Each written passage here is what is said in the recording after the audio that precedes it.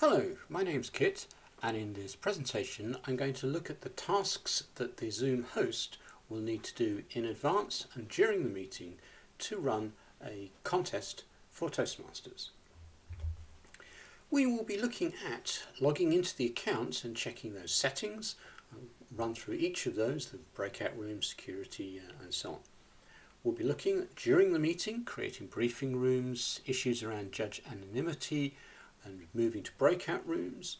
We'll be looking at security and the use of those waiting rooms, monitoring of the muting of microphones. We'll also be looking at how to prepare those breakout rooms and some issues around naming, prefixes and so on. The table topics, contestants in particular going to their waiting rooms, and what we need to do for ballot counting. So the first of those is to look at the account settings. So this is a Zoom account. There are very many settings that can be changed. What I'm going to do is to run through the majority of those that may need to be set. I might possibly skip one or two, and some of them are to some degree up to you. Security is a big issue. So whether you set a waiting room or not is important. I would suggest, particularly at higher contest levels, that you do indeed turn on the waiting room, and better still is to require the people who are going to join the meeting to register in advance, and then they'll get a link. So that will to a large degree keep out the undesirables. And of course you need to consider the waiting room and the meeting passcode, and as I say, at higher levels do it through registration. I wouldn't suggest allowing people to join by phone, particularly if you've got contestants. You need them to be joining by computer. You might maybe have a requirement for some of the audience members wishing to join by phone.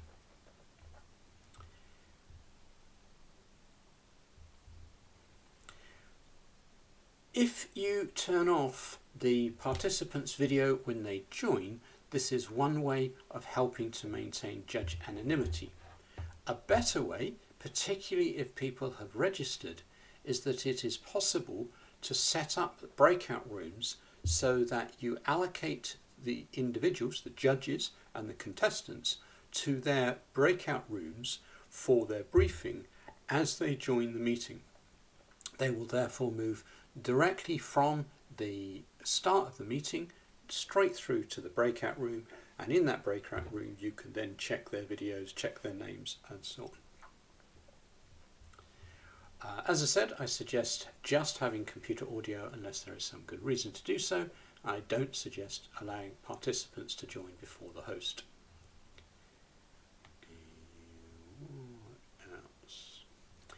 Chat. I think it's a good idea to allow people to chat. This is particularly helpful for people running the meeting, and allowing private chat between the people running the meeting is a good way of doing that, unless of course you have a number of WhatsApp groups set up, in which case you can turn off chat so that it is not distracting for the contestants. You can of course, if you've enabled chat, turn off chat while a speaker is speaking. Sound notifications. You definitely don't want to have sound notifications to everybody when somebody leaves or joins. It is, however, really quite useful to get a sound notification to the host so that you get alerted of somebody joining, which allows you to monitor that, and if needs be, throw somebody out if they are a Zoom bomber. Co-hosts. You can't turn on co-hosts. You can't make somebody a co-host unless this is enabled. So I do suggest turning this on. And you might want to have polls and quizzes during the meeting. A contest, possibly not, but maybe you would. Screen sharing. It's possible that some of the participants, the contestants, might want to screen share, and also for awarding of certificates and so on, so I would enable screen sharing.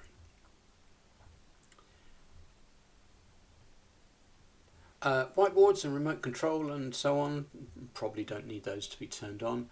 Non-verbal feedback and meeting reactions, it's nice to enable those.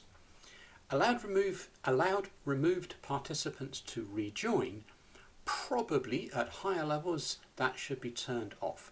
That means that if you kick somebody out, they can't come back in. You do need to make sure you don't accidentally kick somebody out because they joined with the wrong name or something like that. Hide participants' profile pictures in the meeting. That might be something useful to do if you're wishing to maintain anonymity of judges. What will be shown instead of their participant profile pictures, it will be their name, and if the judges are named J1, etc., that's all that will be seen. Breakout rooms, you do need to enable breakout rooms. Incidentally, if you start the meeting and you haven't enabled this, going into the account and turning it on will not then enable that in the meeting. You will need to stop the meeting and start it again. And this is the relatively new feature, allow hosts to assign participants to breakout rooms when scheduling. This is a relatively new feature that will allow you to load a list, possibly a CSV, into the breakout rooms, and then when people join they will be moved to the allocated breakout rooms. Captioning, yeah, maybe. Allow virtual backgrounds, yeah, I guess so. Immersive view, probably don't need that for a contest, and so on. Anything else? Live streaming, you may wish to be live streaming your contest, so you need to enable those. Request permission to unmute. Again, I think it's better done through the meeting itself. Email notifications, other things, and so on. Once you have set up that meeting, you've created that meeting, you can then set up the breakout rooms or the breakout room requirements in that meeting. So that was checking the account settings. To do that, you need to log in as the host. If you have been asked to host a contest and you don't have the host account, you won't be able to check that. So I do suggest logging in to the browser as the host and then starting the meeting from there. You will then get full control of that. I've touched on some issues of judge anonymity, that if you wish to maintain judges' anonymity, you need to ask them ahead of time to give themselves a name, J1, J2, etc. But better still is to be prepared and ready with a breakout room at the start of the contest and move people directly into, the judges, directly into that breakout room, letting people in one at a time so that you make sure that you don't have the audience part of that meeting when a judge arrives. One of the most important things is to ensure that you've got good security. So as I said, registration and waiting rooms will help with that, but monitoring what is going on and be ready at a moment's notice if somebody joins that you don't know or a number of people join who you don't know to turn on the waiting room if it's not already turned on. You also need to be looking after the monitoring of the microphones.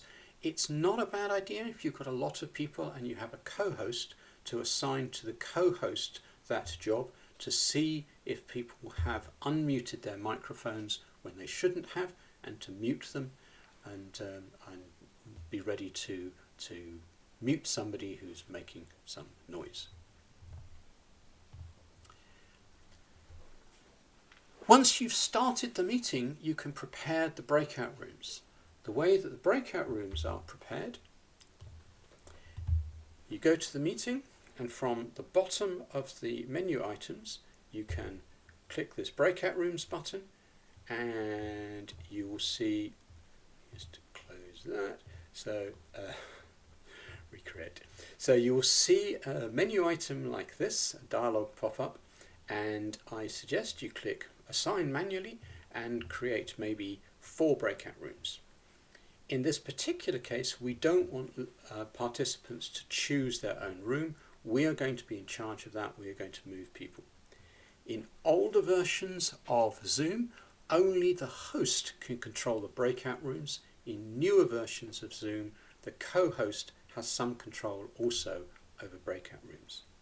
So I'm going to create those rooms.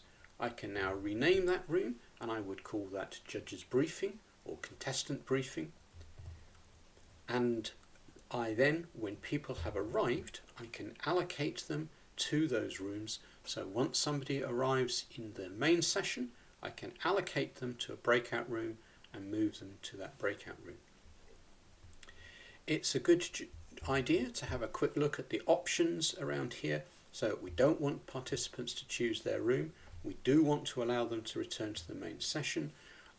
And I do want to automatically move people to the breakout rooms. That's a better idea than expecting people to click on the appropriate buttons to move themselves. And unticking these I also suggest as a good idea.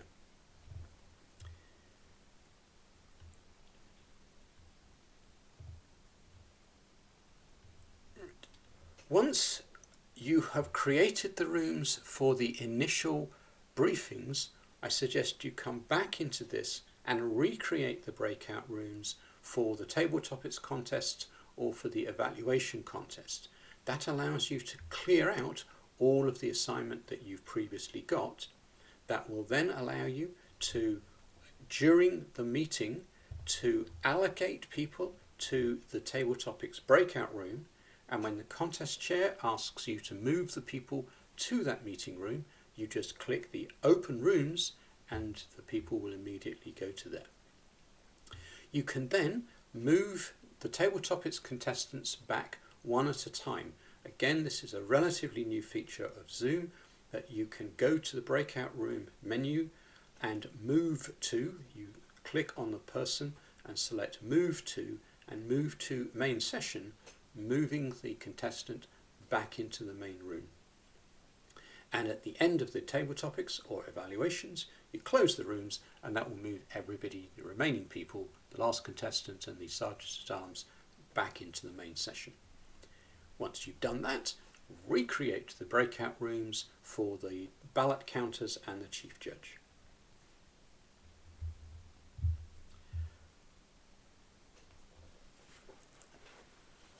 If you have used a contestant prefix and a contestant number order, it will make it a great deal easier, particularly for table topics and for the evaluation contest, to be sure that you're moving the correct people to the breakout room and you're moving them back correctly.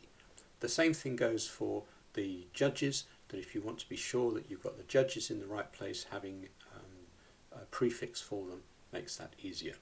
Similarly, if the sergeant at arms has a prefix of sergeant at arms and the ballot counters have similar prefixes or identification, it's easier to find them and to move them at the correct point.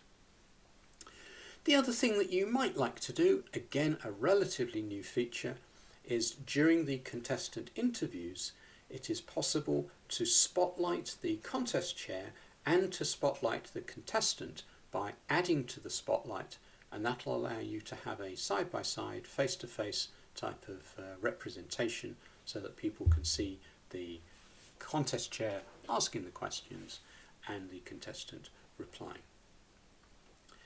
Those are, I think, the key items that you will need in running a contest. If you've got any questions, you're welcome to contact me.